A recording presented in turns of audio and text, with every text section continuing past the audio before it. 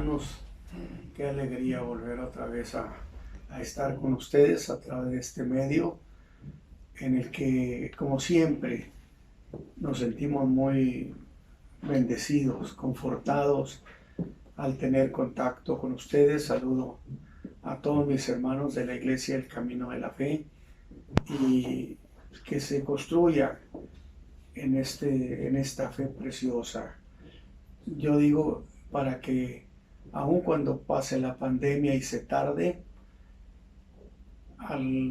cuando pase, nuestros pies estén firmes en esta fe, que no haya pérdidas en ese sentido.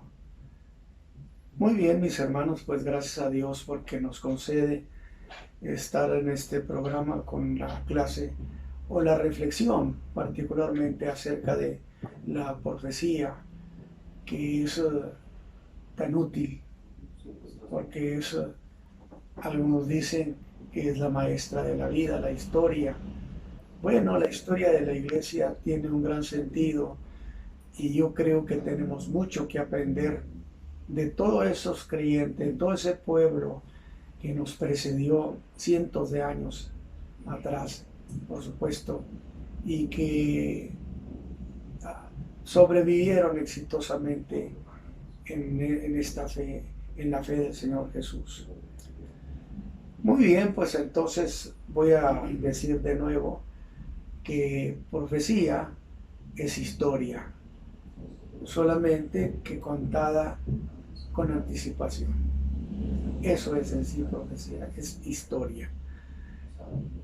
Y voy a leer el versículo que lo estamos utilizando como un pasaje tutor de estas enseñanzas.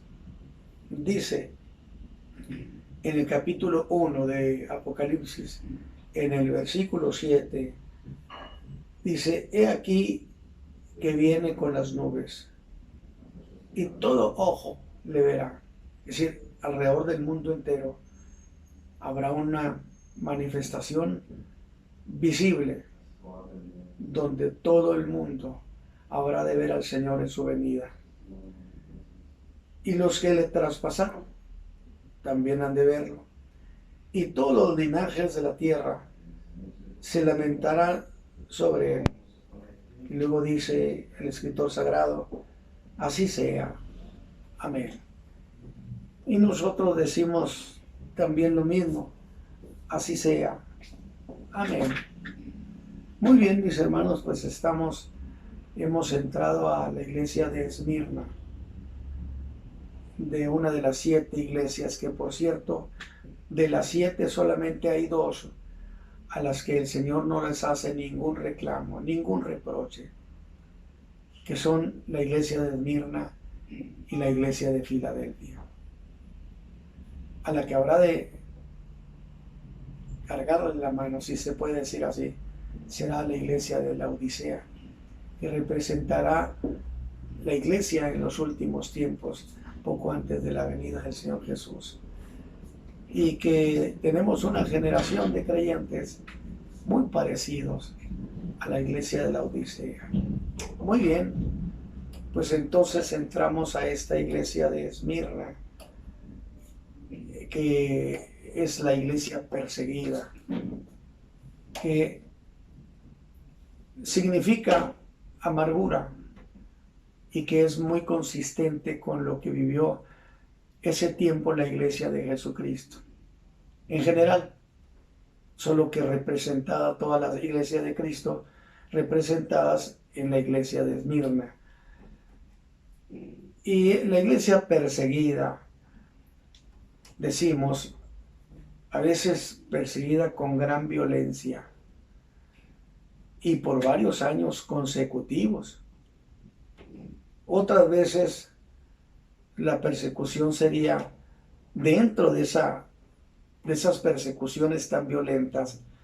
Se harían otras, pero las llamamos como de carácter local, más reducidas, de menos duración y no de tanta violencia.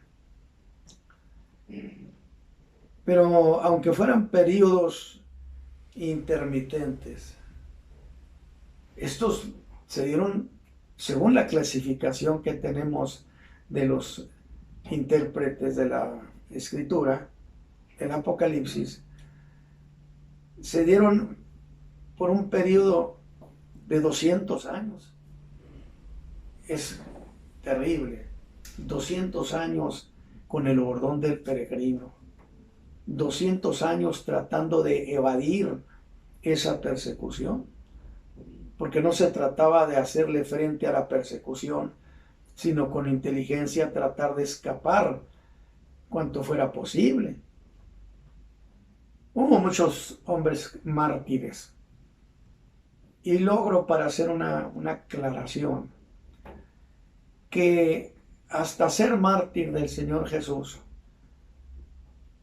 obedece a un mandato del Señor. Es decir, ser mártir del Señor Jesucristo es algo que el Señor Jesús concede. No todo el mundo que diga, pues yo quiero dar mi vida por el Señor Jesús, no se le concede, porque son cosas que están dentro de la soberanía de nuestro Salvador. Así que para que usted piense, los que fueron mártires auténticamente es porque ellos no buscaron la muerte, no buscaron morir, sino que ellos, por causa de su fe, fueron llevados al martirio y nunca jamás negaron lo que había, el compromiso con su Señor y Salvador. Entonces, ese periodo se considera del año 100 al año 313. Piense eso, hermano. Estamos hablando de 200 años viviendo como extraños, como rechazados, incluso extraños sus propias tierras. Por eso cuando Pedro escribe a los hermanos que andan precisamente en esa condición, les llama extranjeros. ¿Por qué? Bueno, porque estigmatizaban los paganos a los creyentes y le decían a los hermanos cristianos, advenedizos, le llamaban de muchas maneras haciendo burla de ellos. Eso sin tierra. Sin embargo, el apóstol compensa eso y les llega a decir, ¿sí? Extranjeros. Extranjeros ciertamente en un medio hostil, aún en su propia tierra. Extranjeros en el sentido de ser extrañados, rechazados. Y esta condición prevaleció hasta cuando el emperador Constantino, allá por el 313, habría de dar el edicto de tolerancia o el edicto de Milán, donde en este edicto imperial se lo concedía al cristianismo su libertad de fe, aunque en realidad no era exclusivamente esa libertad de fe solo para los cristianos, para todo mundo. Pero aunque fuera así, había una marcada deferencia al cristianismo. O sea, se le daba cierta tolerancia al cristianismo. Por eso dije deferencia, que llegaría luego a ser algo como, con el tiempo, llegaría a ser como una religión de Estado. Cosa que luego había de pervertir la fe cristiana. Es decir, está bien que la iglesia dejara de ser perseguida. Sin embargo, ese estado de cosas donde la iglesia se vio preferida en cierto sentido, por eso dije con cierta deferencia, lo que pasó es que los líderes, los pastores, empezaron a acercarse mucho al Imperio Romano, a grado tal que lograban conseguir muy buenos puestos en el imperio. Y esto dio como resultado lo que se conoce como la simonía, que es la venta de puestos eclesiásticos. Y eso de simonía viene por causa de aquel hombre mago que le ofrecía a Pedro comprarle por dinero que pudiera dar el don del Espíritu Santo. La simonía es por Simón el mago, que pensó que estas cosas se podían negociar. Pero en la iglesia, en la historia, se dio eso a partir de lo que sería la iglesia de Pérgamo, que vamos a considerarla como la iglesia imperial.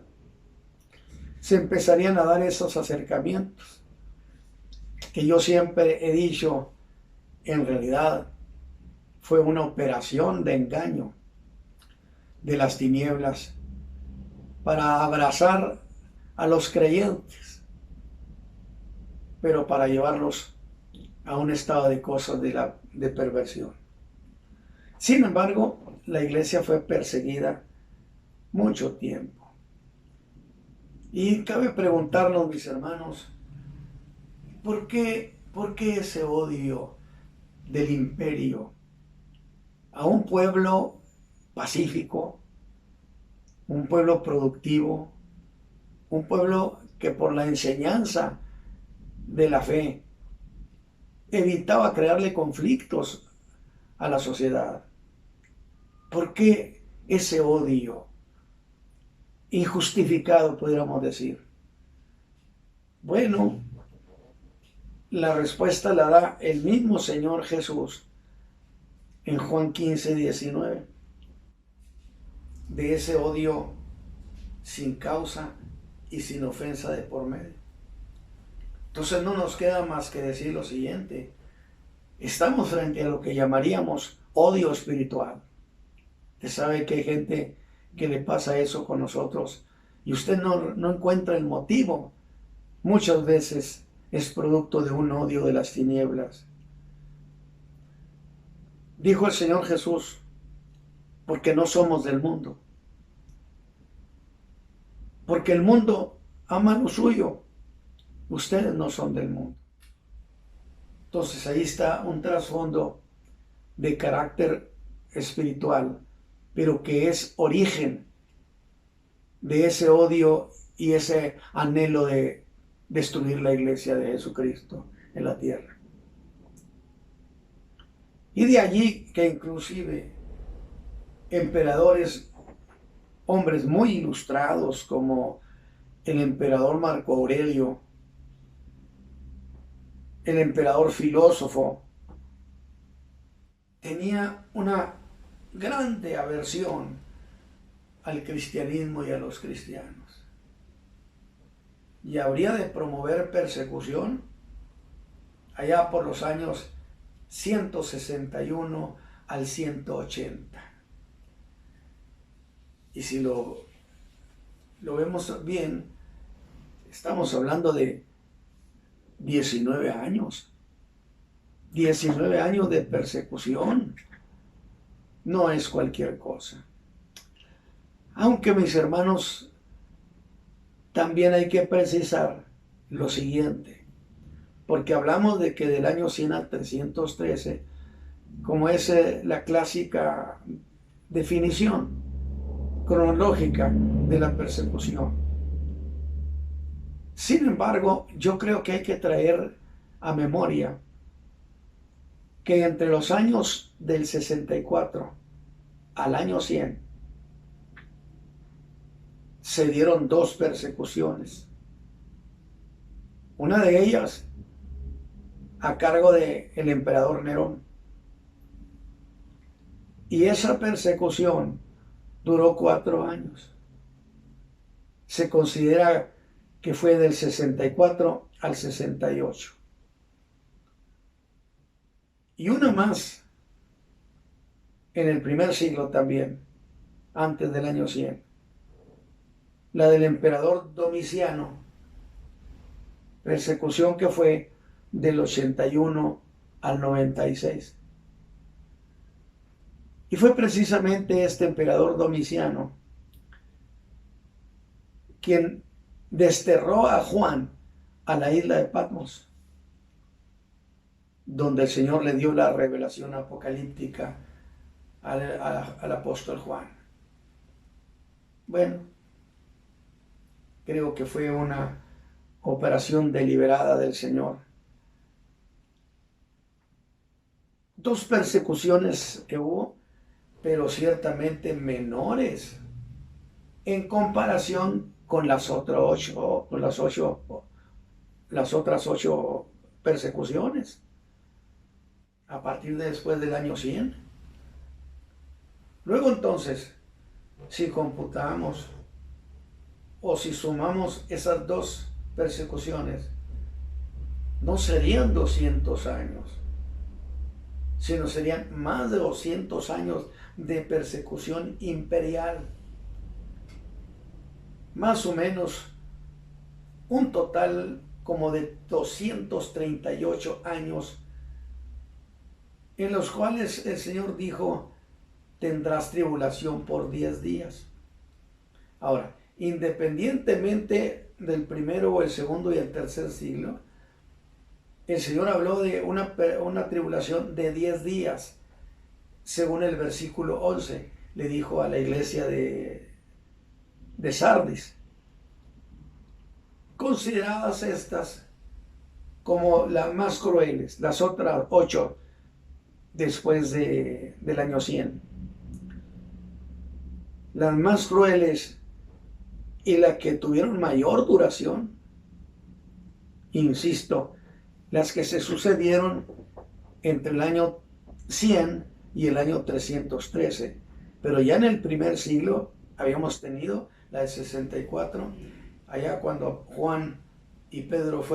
cuando Pablo y Pedro fueron ejecutados, y la otra persecución por este otro hombre, Domiciano, que mandó al exilio al apóstol. Así se están moviendo las cosas en este tiempo, para que usted vaya teniendo idea de cómo fue esto de las iglesias. Ahora, desde luego que los hermanos buscarían escapar de esa persecución. Y es allí, y lo digo de manera deliberada, con un propósito, para hacer señalamiento de algo. Porque es ahí donde entra, en algunos lugares, principalmente en Europa, la historia de las catacumbas, que son tan mencionadas en relación a los lugares de escape del cristianismo, de los cristianos. La historia de las catacumbas. Consideradas estas como un lugar que les daba cierta seguridad. Y de allí que se diga que muchos vivieron escondidos en ellas. Muchos creyentes, muchos cristianos buscaban refugio en las catacumbas, que en realidad eran estas galerías subterráneas que habían servido por siglos para refugio, no en este caso nomás para el cristianismo. Hubo siglos cuando mucha gente de los paganos allí habían escapado de la muerte, de la persecución. Habían servido de refugio a diversos grupos que en su momento se veían como proscritos, tanto a paganos en cierto tiempo, como en el tiempo de la persecución para los cristianos. Ahora, vuelvo a esto. ¿Por qué estoy mencionando este punto? Bueno, porque dije que era refugio para los cristianos, las catacumbas. Y que es la razón por la cual se dice, y se ha mostrado, que se han encontrado grabados allí la figura de un pez Insisto, que en muchos lugares está la figura de un pez. Y de allí que se diga que el pez es símbolo del cristianismo. A ver, de inmediato no estoy de acuerdo con esto. Ahorita les voy a decir por qué. Pero el pez era una figura usada a manera de identificación entre creyentes. Es decir, ¿cómo era esto? En un lugar se refugiaba un creyente o creyentes. Y un pez está formado en realidad por dos arcos, por así decirlo. Usted traza un arco en la baja parte inferior y otro arco en la parte superior. Y llega un punto donde los arcos se juntan y dan la forma de un pez. Pero esto lo están utilizando, según historiadores, para identificarse que allí había creyentes. De tal manera que era para poderse identificar y responder que había otros creyentes. Consecuentemente, se llegó a decir que representaba el cristianismo. Pero el pez, insisto, no fue para representar ni para significar el cristianismo, aunque los apóstoles fueran pescadores de hombres. Son las muchas cosas que se utilizan para decir el pez es representación del cristianismo. Se ha dicho que era una señal para identificar que allí había cristianos. Está bien, hermano Ramos, dirá usted, pero ¿a qué viene esa aclaración? Insisto, es que de allí se dice, o se ha llegado a decir, que el pez representaba, escúchame bien, la edad del cristianismo, la era del cristianismo. Versión por demás ajena a la verdad. Porque hacer esa afirmación, que el pez era para representar la era del cristianismo, es entrar a una cuestión astrológica. Dar por hecho, fíjese bien, dar por hecho que la constelación de Piscis significaba, representaba la edad del cristianismo, que es una versión absurda, porque sería igual a decir que las constelaciones, el núcleo de estrellas, que son hermosísimas por cierto, determinan las edades y el quehacer del hombre. ¿Vamos bien? Sería aceptar que las constelaciones, el núcleo ese de estrellas tan hermosos, determinan los tiempos de la raza humana y los cambios en las sociedades. Entonces ya estamos entrando a otra cuestión.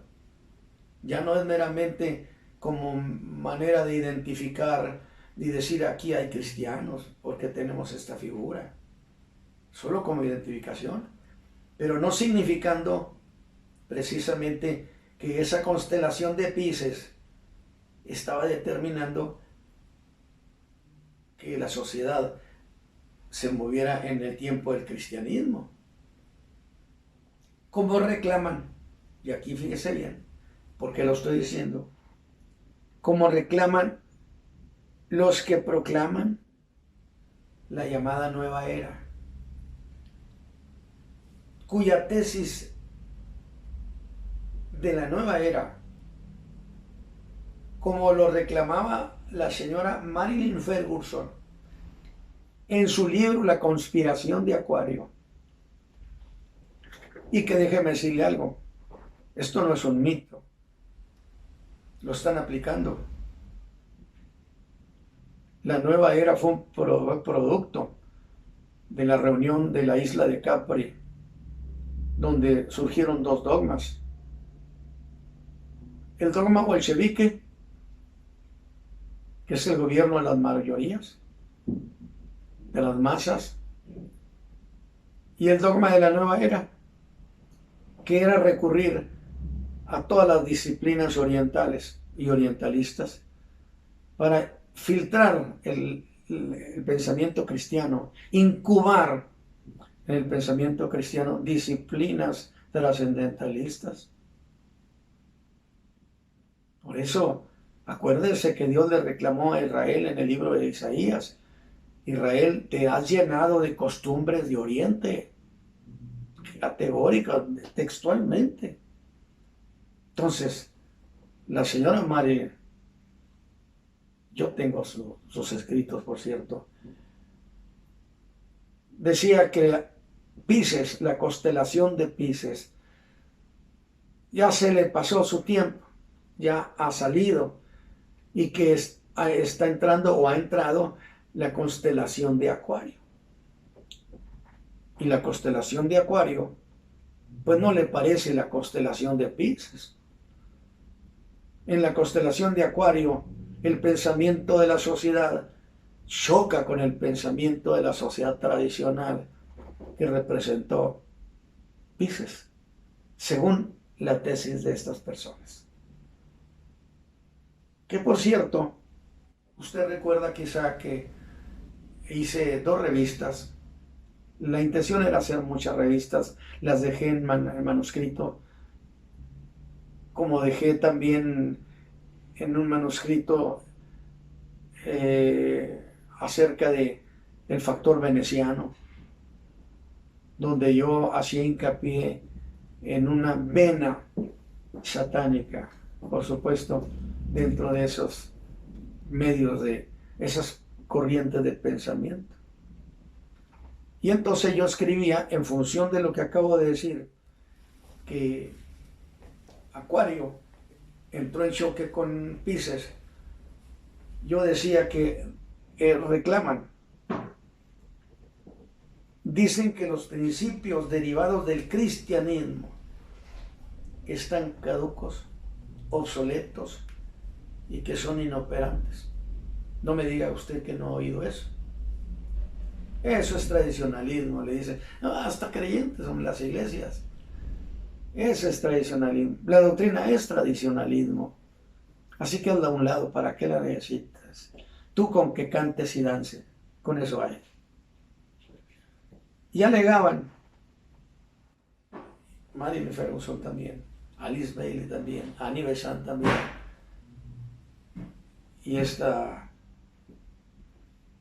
y muchas otras mujeres que participaron en esta corriente que la tenemos encima y que ha permeado el pensamiento de la sociedad. Dice ella, los conceptos tradicionales, ¿a qué se refiere?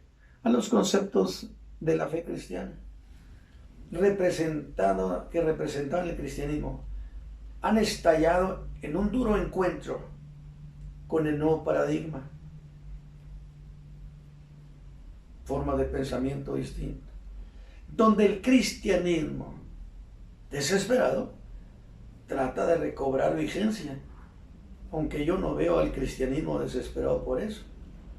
Veo a los creyentes muy contentitos. Y que el cristianismo reclama su arraigo en el tiempo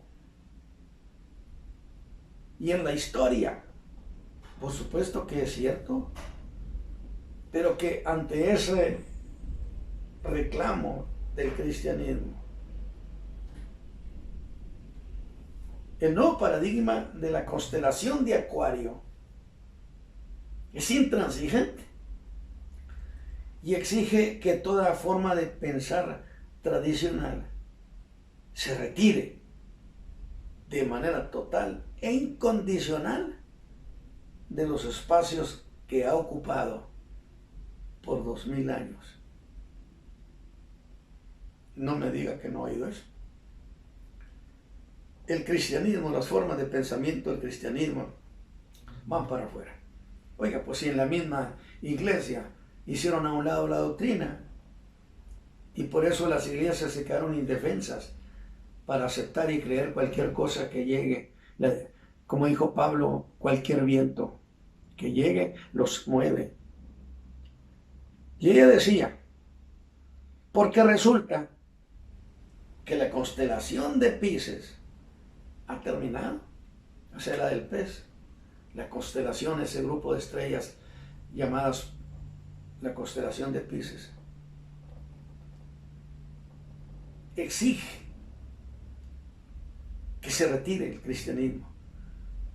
Todos sus postulados, sus formas de pensamiento,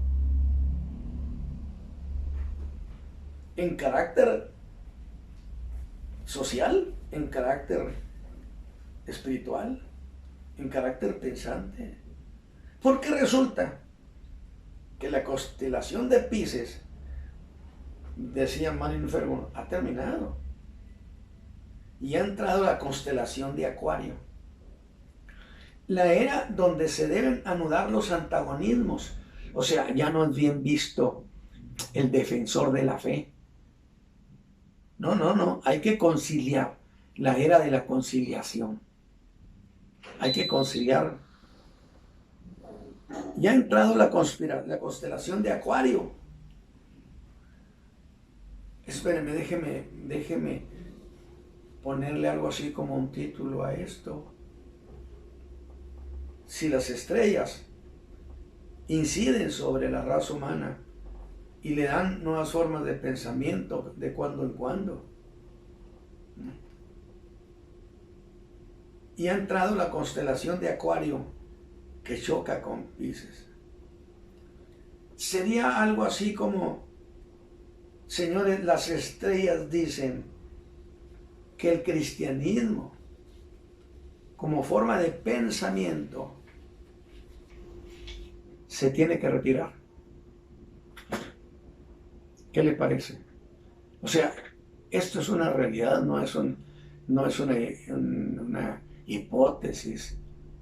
Por supuesto que yo les hice seguimiento también por muchos años a esa ruta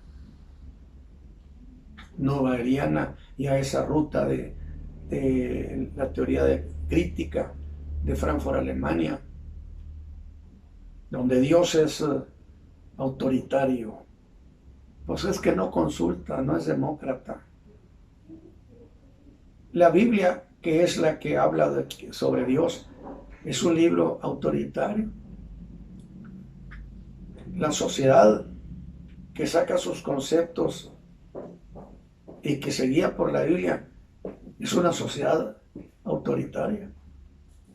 Que la familia que se apoya en la Biblia es autoritaria.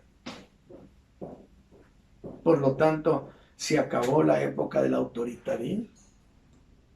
Se acabó la época cuando mamá y papá establecían los lineamientos de la familiar. No, se ha acabado. Y entonces con esa tesis de que pues resulta que Acuario dice que nos retiremos, que la constelación, que las estrellas dicen, yo tengo que decir, santo Dios, nomás eso faltaba, que las estrellas digan eso. Por eso dije, cuidado con decir que el pez era el símbolo del cristianismo. No, era una señal para identificar a aquellos que por algún área eran cristianos, para identificarse con otros. Yo espero haber dejado aclarado este punto. Sin embargo, bueno, volvamos de esa digresión y veamos esto de mayor altura. Que todas las iglesias cristianas de todos los tiempos hasta el día de hoy han venido a la existencia histórica en el tiempo de la bestia espantosa del capítulo 7 de Daniel. Y la iglesia de ningún tiempo, fíjense bien lo que estoy diciendo, todas las iglesias vinieron hasta el día de hoy, han venido a la existencia en el tiempo de la bestia espantosa, representada en el capítulo 7 de Daniel, al Imperio Romano. Y no me vaya a decir usted que el Imperio Romano ya no existe. Le voy a decir nada más una cuestión así rápido, de sentido común. ¿Usted conoce lo que tiene que ver con la estatua de Nabucodonosor? La estatua representa los imperios que habría de levantarse en la tierra y que en el último Cristo vendría a destruir todos esos imperios y establecería el suyo, su reino. Y usted tiene en la estatua la cabeza de oro, que era el imperio babilónico, el pecho de plata, los medos persas, el vientre de bronce, el imperio griego, y el de hierro, que es del imperio romano. Pero si usted dice que el imperio romano no existe, discúlpeme, pero la piedra representada ahí, que es Cristo, golpea a la imagen aquella, golpea la estatua del hierro. Pero si el imperio romano no existe, no tiene a quién pegarle. Le pegó al imperio romano porque es el último imperio que existe todavía en diferentes manifestaciones, el imperio romano. Y entonces Cristo habrá de golpear al imperio romano, que ha aglutinado o integrado a todos los demás imperios. Es decir, de todos los imperios se fue formando la imagen. Y el último es el imperio romano, que por así decirlo, tomó de todos los imperios. Así que, para que usted tenga la idea, y la iglesia, las iglesias de ningún tiempo han de esperar con esa bestia tener alguna empatía, que es la bestia del imperio romano. Por eso dije, llegó un momento cuando la iglesia cristiana fue, por así decirlo, con el decreto de Constantino, fue aceptada y le dieron cierta preferencia y deferencia. Sin embargo, eso llevaría a la iglesia a que se convirtiera en la iglesia imperial, y de allí que viniera la distorsión de la iglesia cristiana, de la doctrina cristiana. De manera específica dije, volviendo a Sardis, a la iglesia perseguida, que representaría Sardis un tiempo de más de 236 años en que la iglesia sufrió persecución de Estado. Ahora, el imperio romano los perseguía, pero a esa persecución se sumaban también los judíos, que sí estaban autorizados por el imperio para ejercer su fe. Y muchas veces las persecuciones locales que se hicieron fue a iniciativa, a instancia de que los judíos movían a los paganos para que persiguieran a la iglesia. Pero voy a hacer un paréntesis. La iglesia cristiana representada en Sardis, que por cierto, en la próxima clase veremos por separado muchos de los conceptos de Sardis. Estoy haciendo un esbozo general ahorita. La iglesia tendría sobre ella todo el odio del imperio. Y con Constantino, el año 313, recibe amnistía Pero en esa amnistía, por eso digo, bestia espantosa, imperio malintencionado de las tinieblas, que parecía que estaba favoreciendo el cristianismo, pero sin duda, como son operación de las potencias espirituales, y con toda autoridad bíblica lo digo. ¿Por qué? Porque en esa batalla que se dio en el mar grande, que es el Mediterráneo, la visión es que eran 4 bestias peleando, bestias. El primero fue un león con alas, que era el imperio babilonio, representando a Nabucodonosor. El segundo, el oso con 3 costillas en su hocico y con una manita más grande que la otra, representando a Ciro y Darío, el imperio medo-persa. Luego vendría la otra bestia. Eran bestias que estaban peleando, pero alguien me preguntó, ¿cómo crees tú que si pertenecían a potencias espirituales de maldad, por qué iban a estar peleándose cuando que se dice que un reino dividido no permanece? Yo estoy de acuerdo, pero no se estaban peleando por eso. Evidentemente estaban peleando por el orden en que iban a salir, porque cada uno buscaría establecer el gobierno mundial que el diablo quiere sobre la tierra. Por eso, imperar, gobernar, tener dominio.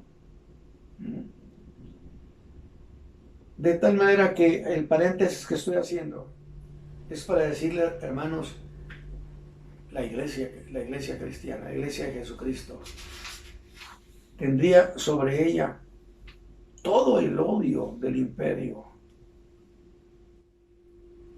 Pero con Constantino, el año 313, recibió amnistía, pero luego se iría integrando al imperio.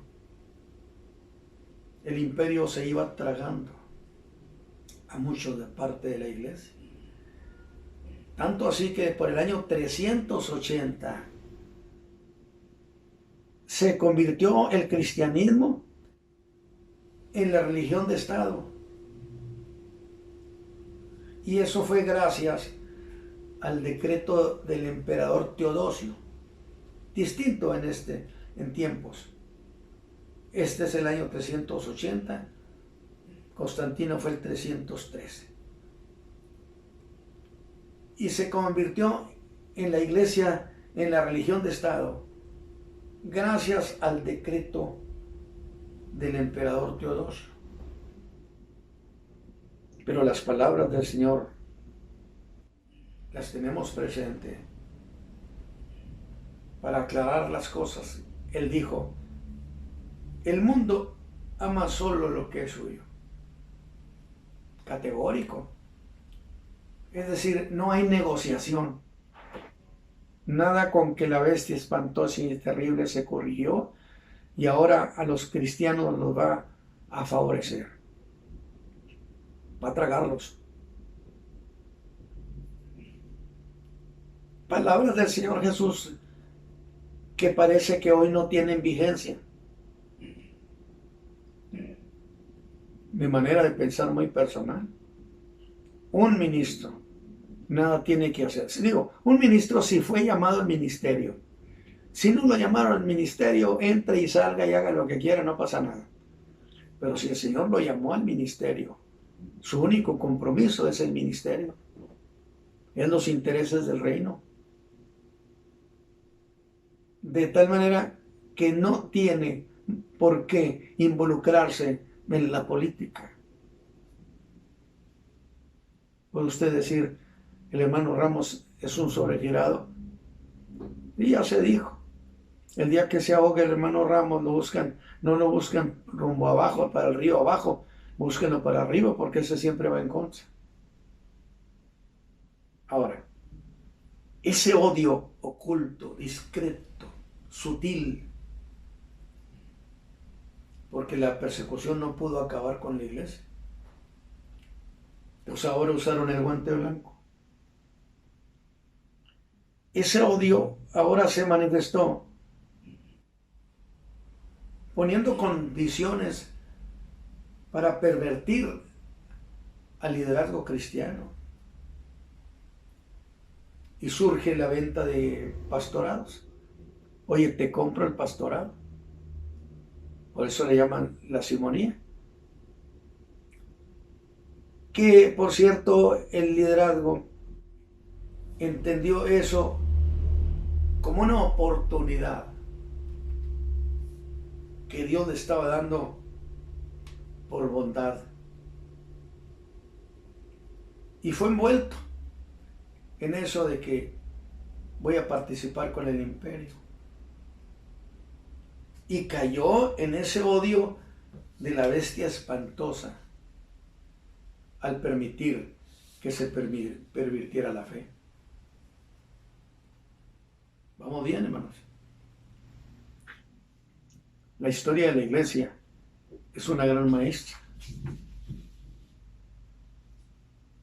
Ahora, el imperio algunas veces acusaría a los creyentes de traición y hasta de sedición, que eran cosas de muerte. Porque los creyentes, los cristianos, anunciaban que había otro rey llamado Jesús. Que por cierto, Plinio el joven, que fue enviado a la región de Bitinia, le escribe al emperador Trajano y describe a los cristianos como muy tercos, pertinaces, que no cedían. Y no solamente decían que había otro rey Jesús, sino que lo decían en todas partes. Fácilmente se podía configurar como una sedición. En Hechos 17:7 dice, todos estos acusan a los creyentes, hacen contra los decretos del César, diciendo que hay otro rey, Jesús. Y estos que alborotan al mundo han venido acá. Los decretos del César. Oye, ¿qué fue Domiciano? El que en vida, llegó Domiciano, sí, en vida, se proclamó divino, de tal manera que surge una tendencia a reconocerlos a los emperadores como divinos. Por supuesto que los creyentes fieles nunca aceptarían jamás, porque a partir de ahí se le rendía culto a los césares, incienso. Y claro, donde quiera que estuviera un creyente, era conminado a hacer este ritual de adoración al emperador. Automáticamente entraban en conflicto. Ahora, esos son, sin embargo, dice, tendrás tribulación por 10 días. Bueno, le voy a mencionar a usted los 10 emperadores que persiguieron a la iglesia. Y la persiguieron de manera muy brutal. A veces muchos años, otras veces menos tiempo, pero brutal. Y muy consistente con lo que el Señor le dice a la iglesia de Sardis en el capítulo 2, verso 10. Tendrás tribulación por 10 días, pero sé fiel hasta la muerte, y yo te daré la corona de la vida. Y fue una iglesia vencedora. Acuérdese que la de Éfeso quitaron su candelero. Que por cierto, nunca me ha dado satisfacción en la explicación de quiénes eran los nicolaitas. Y he trabajado mucho en eso. Y hay algo que sí, algunas cuestiones históricas que sí me llamaron la atención. Venían siendo los llamados libertos o libertinos. Que esos exponían en la iglesia que en virtud de que estábamos bajo la gracia, no era problema pecar. Y la tendencia de ellos era siempre hacia las expresiones sexuales, a provocar la sensibilidad y la sensualidad de los creyentes. Por eso dijo Pablo, hablarán cosas perversas. Me pareció muy razonable, y muy razonable porque los consideran, es decir, a estos la Escritura los asocia con Balaam y con Jezabel, y Balaam promovió precisamente que las amonitas y moabitas cohabitaran con los hijos de Israel para llevarlos a la idolatría por medio de esa embestida de sensualidad. Mientras que Jezabel, incluso en documentos de inteligencia que me parecen muy razonables, Jezabel era un agente de Babilonia, del culto de Babel, el culto al sol, el culto a Baal, enviada para pervertir a la nación de Israel. Y los cultos y las propuestas de Jezabel eran altamente orgiásticas. Entonces, cuando los nicolaitas los asocia la Escritura con estos, me pareció muy razonable. Y quise mencionarlo, aunque ya no estamos en lo de Éfeso, quise mencionarlo porque yo siempre tenía cierta inconformidad. Entonces, tenemos 10 persecuciones, aunque hubo muchas persecuciones locales, pequeñas, de poca duración. El primero, Nerón, del año 64 al 68. A causa de que se dice que él causó un incendio en la ciudad de Roma y utilizó a los cristianos como chivos expiatorios. Y a raíz de que dijo que eran culpables los cristianos, se desató persecución. Fíjese lo que hacían: los vestían con pieles de animales y echaban sobre ellos perros a que los despedazaran. También usó la crucifixión este hombre. En esa persecución, Pedro y Pablo fueron ejecutados. Se dice que a Pablo lo ejecutaron con el hacha, porque era romano. Y con los romanos tenían cierta consideración que no tenían con los que no lo eran ciudadanos romanos. Razonable. El segundo fue Domiciano, del 81 al 96. En ese tiempo se empezaba a dar un enfrentamiento, porque ya se empezaba a desenvolver el pensamiento cristiano. Ya era un desglose de conceptos y de ideas entre el pensamiento pagano y los postulados del cristianismo. Y este hombre, este emperador, decretó que cualquier cristiano, fíjese usted, que fuera llevado a algún tribunal romano, ahí quedaba el expediente, por supuesto, que voy a decirle entre paréntesis lo siguiente. Pablo sale del primer encarcelamiento, sale libre, pero cuando se hace la persecución de Nerón, evidentemente la mirada de Nerón se va sobre el liderazgo, sobre aquellos que se consideran como líderes del cristianismo. Y ahí estaba el expediente de un tal Pablo y de un tal Pedro. De tal manera que fueron sobre él, gracias precisamente a ese expediente de liderazgo que tenía Pablo.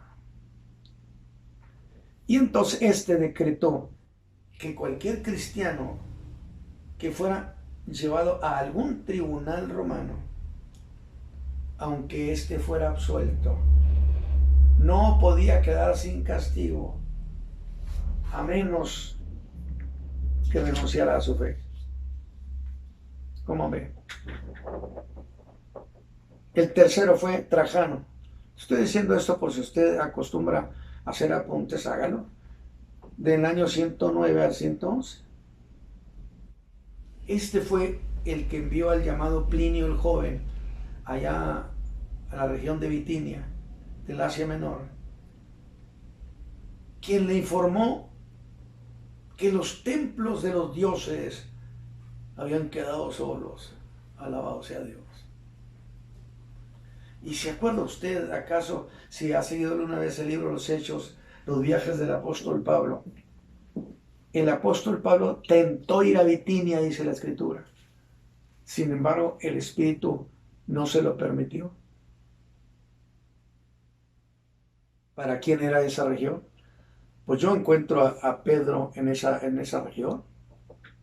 Entonces, definitivamente, en esa embestida del cristianismo, o contra el cristianismo, la persecución estaba causando el crecimiento de la iglesia. Al diablo le estaba fallando la estrategia, porque pensaba que si perseguían a los cristianos iban a acabar con el cristianismo, pero no dijo el Señor Jesús que las puertas del infierno no prevalecerían contra su iglesia. Está dicho. Y el diablo pues pensó que si acababa, si hacía morir a los líderes, a muchos cristianos, estos se iban a desanimar. Pues no, resultó todo lo contrario. Y el cristianismo empezaba a despegar y empezaba a cubrir el imperio, y empezaba el cristianismo a convertirse en una fuente de pensamiento que chocó con el pensamiento pagano. Yo ahí encuentro a Pedro en su primera y segunda carta en esa región. Así lo entiendo. Pero dejemos. Qué interesante lo que estaba sucediendo. Ya empezaba esto, el cristianismo a pesar mucho. Después de Trajano vino Adriano. No voy a mencionar más detalle. Luego el quinto fue el emperador Marco Aurelio. Este, dijimos, era el emperador filósofo. Muy querido por sus ejércitos, muy querido. Que lo sucedió Cómodo. Después del emperador Marco Aurelio, como perseguidor de la iglesia, vino Septimio Severo como perseguidor. Es decir, el emperador Marco Aurelio muere y lo sucede Cómodo. Sí, pero yo me refiero al emperador que persigue en la iglesia. Entonces, el quinto emperador perseguidor de la iglesia fue Marco Aurelio, y Septimio Severo el sexto. Maximino Tracio el séptimo. El octavo Decio. El noveno Valeriano. Y el décimo Diocleciano. Que por cierto, esto fue la persecución más bárbara, la de Diocleciano. Pero este tiempo, mis hermanos, fue muy vigoroso en cuanto a evangelización. Los hermanos iban esparcidos y donde quiera iban anunciando, y donde quiera iba floreciendo iglesia, floreciendo gente, de tal manera que llegó a superar al mismo imperio romano en cobertura. Es decir, alcanzó a llegar más allá de los límites del imperio romano. Y eso ameritaba que un emperador que fuera conocedor de la geopolítica, un estratega, pusiera sus ojos en la iglesia y dijera, pero si esta cubre más, hasta allá está la India, cubre mucho más que el imperio romano, pues yo creo que tengo que cambiar los papeles. Por eso para mí la estrategia de Constantino no fue porque se hubiera convertido al cristianismo, sino porque era un geopolítico y era un estadista sin duda. De tal manera que amnistió a la iglesia. Pero ¿Qué más cosas sucedieron? Fue un tiempo, todo este tiempo, fue un tiempo muy productivo para la fe cristiana. Muy productivo. ¿Por qué? Porque se multiplicaron los creyentes. Yo contaba hace años una ilustración donde decía que el diablo estaba muy enojado porque la gente se estaba convirtiendo y que hizo una reunión y preguntó si alguno tenía alguna buena idea. Eso es una ilustración nada más, por supuesto. Y uno de ellos dijo, bueno, yo creo que conviene levantar persecución contra los cristianos. El diablo lo miró con mucha furia y le dijo que ya se te olvidó que matábamos uno y se convertían 10. Cierto. Otro dijo, yo tengo otra idea. Voy a decirle a la gente que vaya a la iglesia. Oiga, dice la ilustración que el diablo abrió los ojos. ¿Qué está diciendo este? Y les voy a decir que el evangelio es la verdad. Y el diablo le preguntó, oye, ¿no te habrás tú convertido? Y el demonio se siguió diciéndole que crean el evangelio, que deben arrepentirse. Pues el diablo en ese momento estaba a punto de estallar. Pero les voy a decir que mejor mañana. O sea, que todo es cierto, pero que se arrepientan mañana y ese mañana nunca llegará. Y esa es una gran verdad. Por eso dices, si oyereis hoy su voz, no endurezcáis vuestros corazones. El día de salvación es hoy. Pero precisamente ahora, ya que estamos entrando al punto de qué tan productivo fue ese tiempo, mire, en ese tiempo se formó el canon del Nuevo Testamento. ¿A qué se refiere con lo del canon? Una caña de medir, por decir algo. Pero se aceptaron porque había muchos escritos, incluso muchos evangelios. Muchos, había mucha literatura, muchos decían que era de la inspiración divina. Pero en el canon se aceptó cuáles escritos eran aceptados como inspirados divinamente. No más que hay una cuestión. ¿Cómo puedo yo soy una iglesia? Las iglesias estaban dispersas por todas partes y no tenían un liderazgo regional. Había influencia de grandes predicadores, de enseñadores, pero en realidad la iglesia estaba dispersa en los términos de liderazgo o de jerarquía.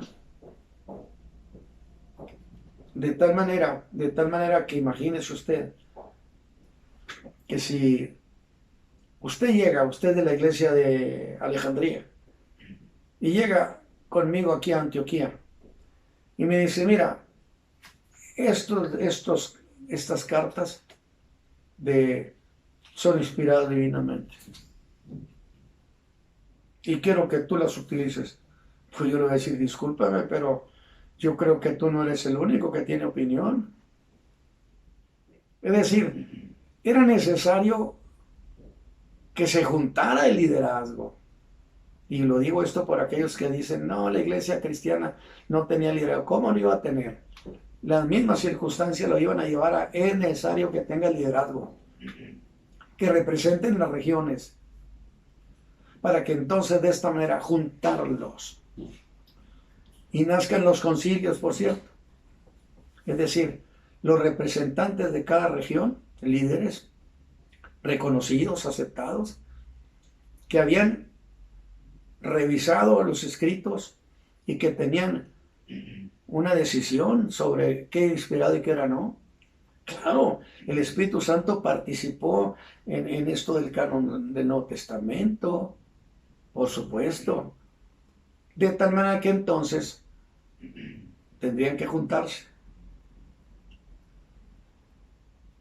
Y es aquí donde los concilios fueron una necesidad, porque ratificaron lo que las iglesias proponían como escrituras inspiradas.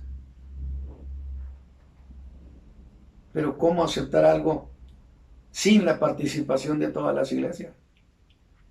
Pues sí, pero ¿cómo las juntas? Es allí donde se hace necesario que cada región estuviera representándola un líder a cada región de la iglesia en el mundo. De tal manera que al llegar a ese concilio, el concilio lo que hacía era aceptar o ratificar lo que las iglesias habían propuesto, claro, bajo una administración evidentemente de liderazgo para invocar que el Espíritu de Dios eligiera. Que por cierto les voy a decir una cosa, es muy importante, muy interesante, que hubiera esa organización. ¿Por qué razón? Porque entonces los líderes eran convocados, pero tuvieron que haber acuerdos. Tuvo que haber acuerdos y tuvo que haber liderazgo sobresaliente, jerarquía. Que por cierto fue muy interesante que en el principio los enseñadores se ocupaban precisamente de llevar al conocimiento de la fe cristiana a los paganos, los que venían del paganismo más cerrado, más abyecto. Pero luego empezaron a aparecer las herejías. Y entonces ya se necesitó un pensamiento más sofisticado. Y nacen las llamadas escuelas. La de Antioquía, la de Alejandría, donde surgieron hombres muy conocedores, muy eminentes, que fueron los que hicieron la defensa de la fe. Ahora, ¿cómo puede usted hacer frente a las herejías si no tiene definida la doctrina? En absoluto. Usted no puede hacerle frente a la herejía si no tiene definida la doctrina. Por eso, cuando Pablo estaba por ser ejecutado, llama a Timoteo para decirle: Timoteo, yo he estado encargado de este tesoro, pero yo voy a ser ejecutado. ¿Qué va a pasar con este evangelio después de que yo muera? Te lo voy a pasar a ti. Guárdalo, cuídalo. Sí, Timoteo, pero un día tú estarás en la misma circunstancia, estarás por pasar la eternidad. ¿Y qué va a pasar con este evangelio? Por lo tanto, busca hombres fieles. ¿Fieles en qué sentido? Indiscutiblemente se podía referir a gente consagrada al Señor, gente fiel. Pero principalmente implicaría fiel en el sentido de entender la métrica del evangelio, la ingeniería social de este evangelio de salvación. Profundo, que dijo Pedro, los neófitos lo tuercen. ¿Sí? Y que yo decía que es muy interesante porque Pablo era uno de los más odiados. ¿Sí? Entonces Pablo era un hombre de los más odiados. A la hora de hacer, por ejemplo, el canon del Nuevo Testamento, pues ¿quién iba a votar mucho por él? En cambio, Pedro era un hombre muy, muy respetado, muy oído. Sí, pero mire qué interesante. El Espíritu de Dios promovió a Pedro y que escribiera en una de sus cartas, donde dijera acerca del hermano Pablo, hombre con la sabiduría tan grande que Dios le ha dado, y que explicó que las tesis de Pablo eran profundas, lo que significa yo avalo el trabajo del apóstol Pablo. Y gracias a eso quedarán estos escritos de Pablo 14. ¿Por qué cree usted que yo digo que soy eminentemente paulino? Porque él es el que explica estas cuestiones de la fe. Entonces, vamos a quedarnos ahí porque es muy importante aclarar bien. Surgió en ese tiempo el canon del Nuevo Testamento. Se definió cuáles eran inspirados, cuáles no. Se define la doctrina. Nacen las grandes escuelas de teología. Se hizo defensa del cristianismo. Ahora, cuando hablo de la herejía, pienso en las 3 grandes escuelas de teología que surgieron en la región, de lo que hablaremos el próximo sábado. Ahora, ¿para qué? Es que la palabra herejía en origen significa los que tienen libertad de elegir. A ver, parece que coincidimos en este tiempo. ¿En qué sentido? Los que tienen libertad de elegir, libertad de pensamiento y producen su propia opinión, su propia doctrina, su propio evangelio. Y surgen estos hombres herejes. Pero a mí se me hace que se parece mucho a lo que hay ahora. Es decir, tú tienes libertad de elegir, sería en ese tiempo la herejía. Eran hombres con una libertad de elegir y decían, esto es el evangelio. Que yo le llamo, en el tiempo actual, la fe de opinión. Ve cómo coincidimos y la historia se vuelve a repetir.